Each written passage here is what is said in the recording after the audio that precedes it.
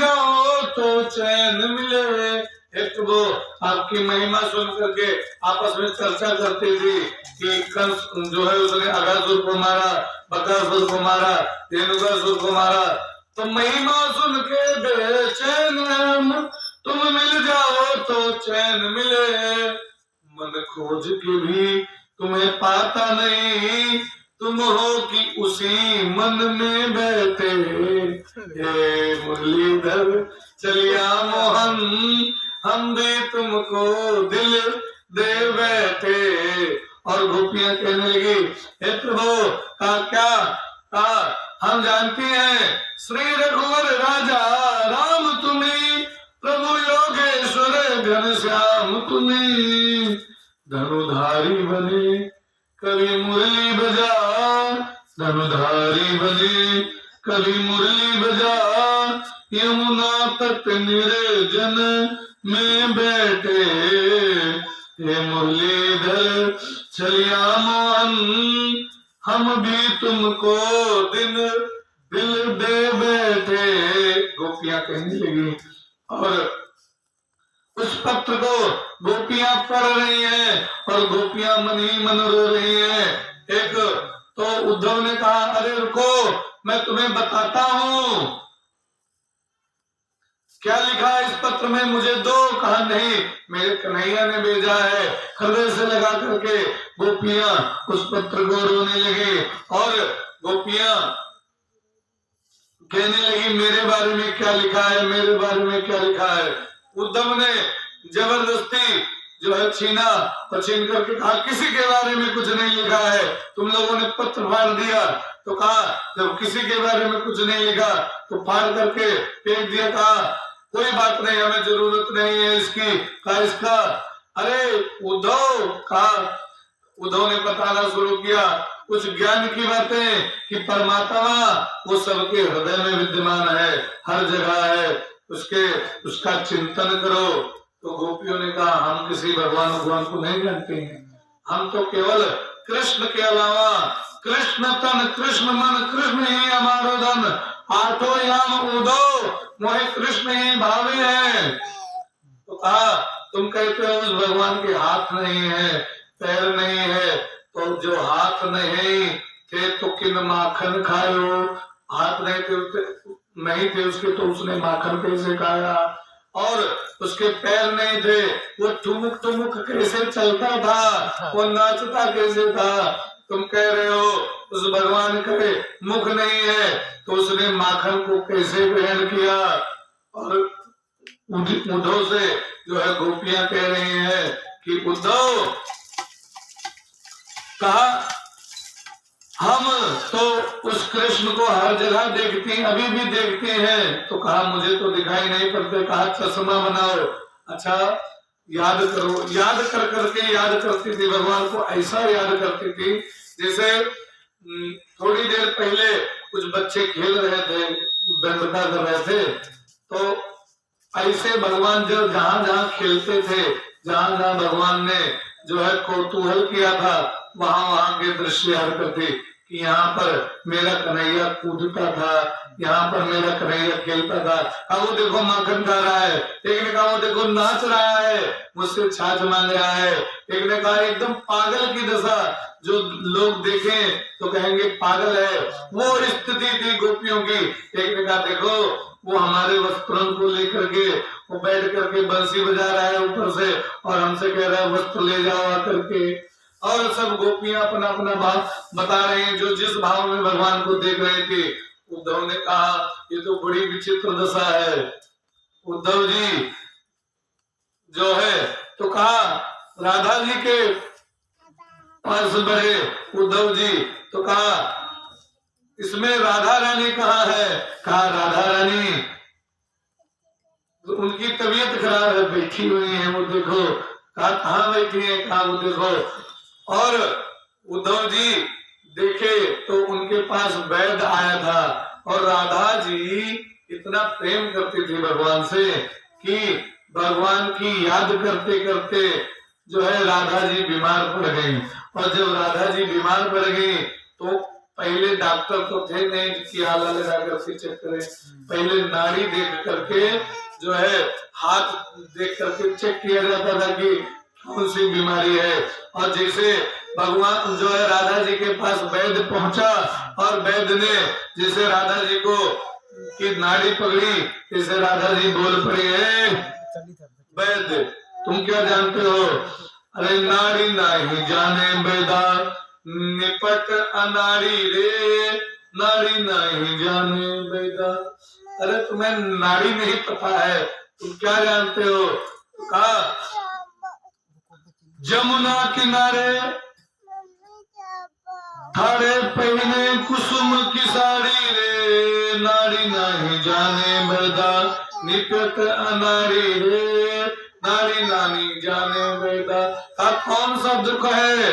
कहा बूटी सब झूठी भाई, जितनी बूटी लेकर के आया था जो है जड़ी बूटियां सब झूठी हो गई उसके लिए, बूटी सब झूठी भाई और बूटी सब झूठी भाई औषधि नकारी रे, नाड़ी नहीं जाने वैदा। जितनी बूटी थी जितनी जड़ी बूटियां लेकर के आया, कहा औषधि सब तुम्हारी बेकार है। तो कहा राधा ने कहा है वैद्य, कहा क्या? कहा जाओ वैदा अपने घरे, जाओ वैदा अपने घरे, हमें पीर भारी रे, नाड़ी नहीं जाने वैदा निपट अनाड़ी रे, नाड़ी नहीं जाने वैदा। वैद्य ने कहा आप ठीक कैसे होगी? तो कहा पुरुषोत्तम पिया वैद्य हमारे, कहा जो संवलिया है कृष्ण है वही हमारा वैद्य है। पुरुषोत्तम प्रिया पिया वैद्य हमारे, और नहीं का बुलाए दिखाओ हमारी नाड़ी रे, नाड़ी नाई जाने वैदा निपट नाड़ी रे। तो राधा जी इतने वियोग में थी, उनको जो है कुछ अच्छा नहीं लगता और वैद्य चला गया। वैद्य ने कहा उद्धव जी सब दिख रहे हैं। तब तक एक कोयल आ गई वहां पर और कोयल जो है बोलने लगी। कोयल बोली क्या? तब तक कोयल बोलने लगी राधा कृष्ण राधा कृष्ण राधा कृष्ण। जैसे राधा कृष्ण बोली जैसे राधा जी ने बोला है, वियोग में तो थी राधा जी। एक संत ने लिखा तब तक राधा जी ने बोला है कोयल, तब तक राधा वियोग भरी कृष्ण पे बड़ी, तब तक राधा वियोग भरी कृष्ण पे बड़ी। कांधा जाए चंपा के तरुरी, और चंपा के तर पर कीर एक बोल उठी, राधा कृष्ण राधा कृष्ण राधा कृष्ण कहोरी। चंपा के तर अर्थात वृक्ष पर एक कीर बोल उठी। कीर का मतलब जानते हो? कोयल। और वो बोलने लगी राधा कृष्ण राधा कृष्ण कहोरी। तो राधा जी बोली है पंछी पंछी तो ही उड़ाए दई हो, जरे पर नमक धरत चुप क्यों न रहोरी। तो जले पर हमारे नमक छिड़क रही है, चुप नहीं रह सकती। अगर तुझे युगल नाम रटने की हद है तो जानते हो क्या बोल का क्या बोलो? और कुब्जा कृष्ण कुब्जा कृष्ण कहोरी। मेरा नाम मत जोड़ो कृष्ण के साथ में, कुब्जा का नाम जोड़ो।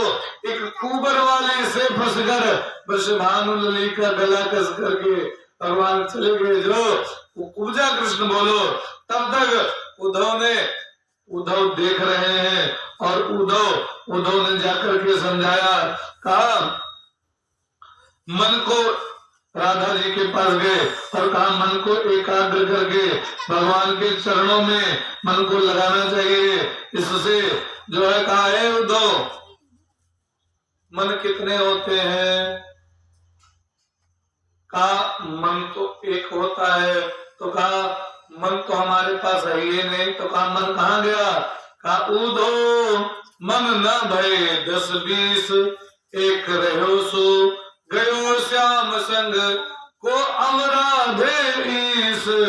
उद्धव मन न भय 10-20। उद्धव ये मन 10-20 नहीं होते हैं। तो उद्धव ने कहा ये बताओ तुमने कोयल को क्यों भगा दिया? कोयल के बेचारे का क्या दोष था? कहा सुनो उद्धव। कहा क्या? राधा जी बोली कोयल जो है, सूरदास जी ने लिखा बड़ा सुंदर पद। कहा राधा जी ने कोयल को ना कोकन दूं, पपिया पिया बोलत मारी भगियो, और बैरीन बंसी बजेगी का, बंसी बट सब काटी बहियो। कोयल को ना कोकन दो, पपिया पिया बोलत मारी भगियो, और बैरीन बंसी बजेगी कहा, बंसी बट को सब काटी बहियो। मोहि सुहाए न कुंज गली, ते ते वृंदावन आग लगी हो। मुझे कुंज गली अच्छी नहीं लगती, और मैं तो वृंदावन में मेरा मन कर रहा है आग लगा दूंगी। ते ते वृंदावन आग लगी हो। उद्धव ने कहा खुद कहाँ जाओगी? कहा डूबी मरो जमुना जल मां, के का पतिया लिखी घनश्याम पठियो। जो तुम पतिया लेकर के आए थे, मैं जमुना में डूब करके अपने प्राण दे दूंगी। किसको पतिया लिख करके घनश्याम बैठाएंगे, किसको भेजेंगे? उन्होंने कहा भगवान का संदेशा मैं सुनाता हूँ, उसे सुनो। कहा क्या? कहा सुनो। कहा क्या? कहा भगवान को सर्वस्व मानो। कहा कैसे? जो है सूरदास जी ने बड़ा सुंदर लिखा। फिर कहा सुनो। कहा क्या? भागवत के मुख्य मूल चीजों की जो है सूरदास जी ने बड़ी सुंदर व्याख्या की और सरल भाषा में। तो सूरदास जी ने कहा सब गोपियां इकट्ठी हो जाओ। उद्धव ने कहा, लिखा सूरदास जी ने कि सब गोपियां इकट्ठी हो जाओ। उद्धव बोले सब गोपियां इकट्ठी होकर के बैठ जाओ, मैं भगवान का संदेशा सुनाता हूँ। तुमने तो फाड़ दिया सब जो लाया था मैं, लेकिन अब मुझे याद है मैं सुनाता हूँ। तो कहा ठीक है सुनाओ, और राधा जी भी बैठ गई। तो कहा उद्धव जी से उद्धव जी ने कहा सब मिल श्याम संदेश सुनोरी, सब मिल श्याम संदेश सुनोरी। क्या संदेशा सुनो? अब ये जैसे कल कथा आई थी कि गुप्त भाषा में जो है गोपी बुला रही थी राधा जी को, तो ऐसे ही एक कथा है गुप्त भाषा में जो है उद्धव जी ऐसा बोल रहे हैं कि उसे समझने के लिए गोपियों को जल्दी समझ में नहीं आ रहा।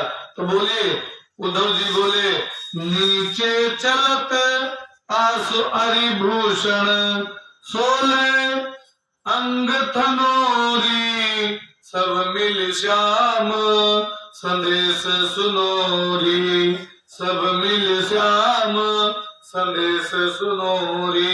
और कहने लगी सोती आशीष धरे पिया, जो सोती आशीष धरे पिया ऊपर, सोले जी गुनोरी, सब मिल श्याम संदेश सुनोरी।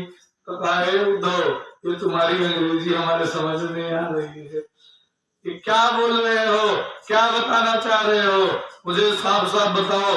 कहा नीचे चलत, नीचे क्या चलता है ऐसे ऐसे कर करके, नीचे कौन सा? सांप चलता है। नीचे चलत तास अरिभूषण, जो है उसका जो वो सांप को जो है गहने की तरह गले में कौन पहनता है? शंकर जी। शंकर जी। तो कहा तास अरिभूषण, सो और शंकर जी लगाते क्या है?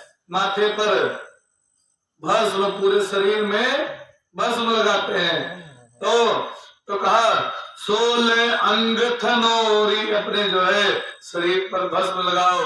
अंग थनो, भस्म जो है इसे सफेद, यही सफेद चंदन ही इसी को भस्म कहते हैं। और बताया फिर बोले कहा सोती आशीष धरे पिया ऊपर, तिया का मतलब समझते हैं, सो तिया, तिया का मतलब है स्त्री। जो स्त्री 8 पहर 64 घड़ी और ठाकुर के ऊपर ठकुराइन चढ़ी।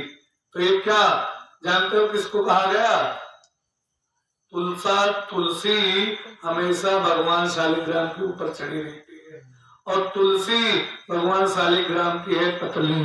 तो कहा सो तिया शीश धरे पिया ऊपर, जो अपने पति के ऊपर चढ़ी रहती है, और सोले जी गुनोरी, उसकी माला बना लो। किसकी? तुलसी की।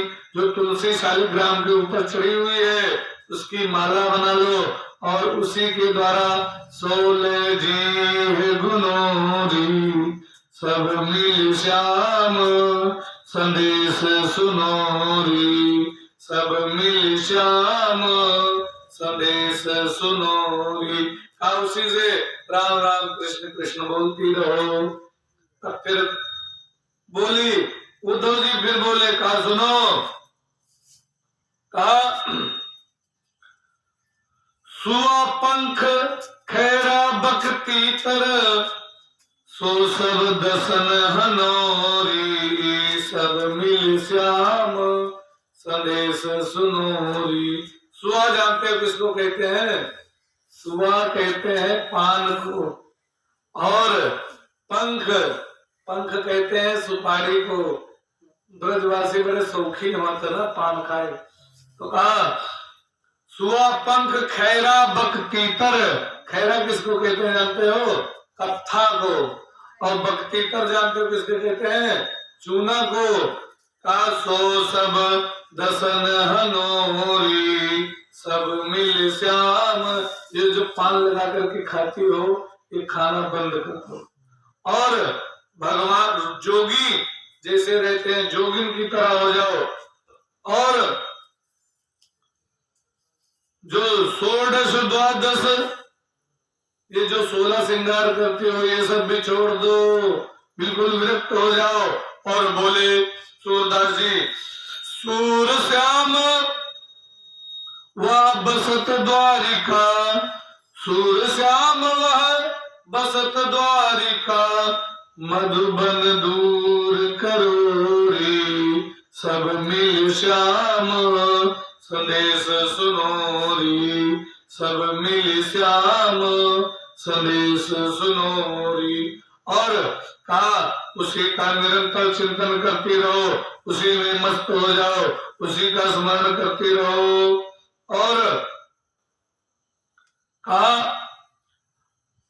तब फिर जो है जब राधा जी ने कहा सुनो, कहा क्या?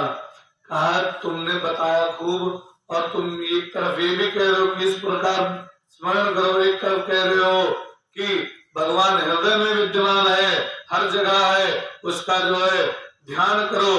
तो ये बताओ, जो भगवान मुझ में भी है और तुझ में भी है, सब में है, तो जब हम में भी है, तुम में भी है, सब में है, तो भगवान होकर के भगवान को संदेशा दे रहे हो, उपदेश दे रहे हो कि हमारे अंदर भी हुई है। तो कहा बिंदु जी ने लिखा, अगर हो अद्वैत के कायल तो फिर क्यों द्वैत लेते हो?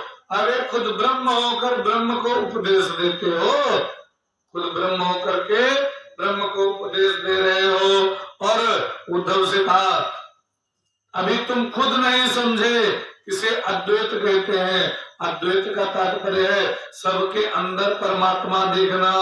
अद्वैत का तात्पर्य है, गीता में भगवान ने बताया है कि वास्तव में अद्वैतवादी कौन है? विद्या विनय संपन्ने ब्राह्मणे गविहस्तनी, सुनी चेव स्वापाके पंडिता समदर्शिना। पंडित की बड़ी महिमा है पंडित शब्द की। हम लोग तो खिलौना में लेकर के चल रहे हैं कि पंडितवा, लेकिन पंडित शब्द की बड़ी महिमा है। भगवान कहते हैं विद्या और विनय से जो संपन्न व्यक्ति है, कौन पंडित खाली पोथी पढ़ के नहीं होता है, जो है वेद पुराण पढ़ के नहीं होता है। विद्या विनय से जो संपन्न है, और ब्राह्मण में, गऊ में, चंडाल में, कुत्ते में सबको एक समान देखता है। मनुष्य में सबसे उच्च कोटि का है ब्राह्मण और सबसे निम्न कोटि का है चंडाल। चंडाल ऐसा है कि कुत्ते को भी काट करके खा लेते हैं। चंडाल लोग कुकरे के जो है कुत्ते को भी काट करके खा जाते हैं। तो सबसे निम्न कोटि का है चंडाल और सबसे उच्च कोटि का है ब्राह्मण। तो कहा ब्राह्मण में और चंडाल में भेद न देखे। और जीवों में जो जानवर है इनमें सबसे उच्च कोटि की है गाय और सबसे निम्न कोटि को कुत्ते को कहते हैं। तो कहा गाय में और कुत्ते में भेद न समझे, सबके अंदर एक रूप से परमात्मा को देखे, वही पंडित है, वही वास्तव में देखने वाला है, वही अद्वैतवादी है। तो राधा जी ने कहा है अभी तुम खुद नहीं समझे कि किसको द्वैत कहते हैं। इस तरह योगी द्वैत में अद्वैत रहते हैं। और राधा जी बिंदु जी ने लिखा कि ये उत्तर जानते हो कौन दे रहा था? भगवान कृष्ण। भगवान कृष्ण राधा बन गए और राधा कृष्ण बन गई। और जपते जपते ऐसा हो गया कि भगवान वहां जो है राधा बन गए। शरीर तो देखे भगवान का, लेकिन अंदर जो है राधा जी, और इधर राधा जी का शरीर लेकिन अंदर कृष्ण। तो उधर मोहन बने राधा वियोगन की जुदाई में, इधर राधा बनी मोहन वियोगन की जुदाई में। और एक दूसरे के जुदाई में एक दूसरे का रूप धारण कर लिया। और राधा जी ने कहा अरे उद्धव जी ने कहा मुझे मालूम नहीं है, आज आपके आगे मैं झुकता हूँ। तो कहा सुनो मेरा भी कुछ संदेशा कह दोगे? आप क्या संदेशा कह दूं? कहा जाकर के बोल देना कन्हैया से। कहा क्या? कहा जाए कही देव। सूरदास जी ने लिखा बड़ा सुंदर ये भी पद जो है सूरदास जी ने लिखा। कहा जाय कही देव जोगिन बनी राधा, जाय कही देव जोगिन बनी राधा। तो हमें जोग सिखा रहे थे कि चंदन मलो पूरे शरीर में, भस्म मलो, कंठी ले लो, माला ले लो और पान वान खाना बंद कर दो। ये तुम्हें जोग सिखा रहे थे। जाओ कह दो उनसे कि पहले से ही राधा जोगनी बनी हुई है। जाओ कही देव जोगिन बनी राधा, जाय कही देव जोगिन बनी राधा। जब से श्याम गयो मथुरा का, जब से श्याम गयो मथुरा का। उसने कहा था परसों आऊंगा और बरसों बीत गया।